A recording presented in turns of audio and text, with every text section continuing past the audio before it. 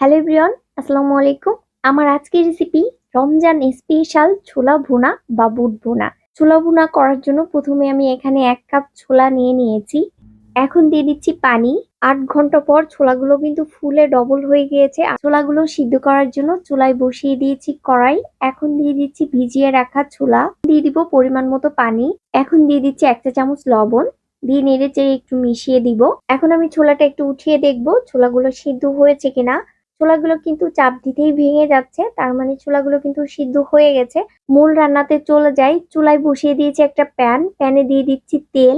এখন দিয়ে দিচ্ছি পেঁয়াজ বাটা, দিয়ে দিচ্ছি রসুন বাটা, এখন দিয়ে দিব আদা বাটা। প্রথমেই দিয়ে দিচ্ছি হলুদের গুঁড়া, ধনিয়ার গুঁড়া, জিরার গুঁড়া, লাল মরিচের গুঁড়া, স্বাদ মতো লবণ, দিয়ে দিব টমেটো কুচি, আরো দিচ্ছি কাঁচা মরিচ, দিয়ে দিচ্ছি তেজপাতা, 3-4 টুকরা দারচিনি, 4-5টা লবঙ্গ, এলাচ। এখন দিয়ে দিচ্ছি আগে থেকে সিদ্ধ করে রাখা ছোলা।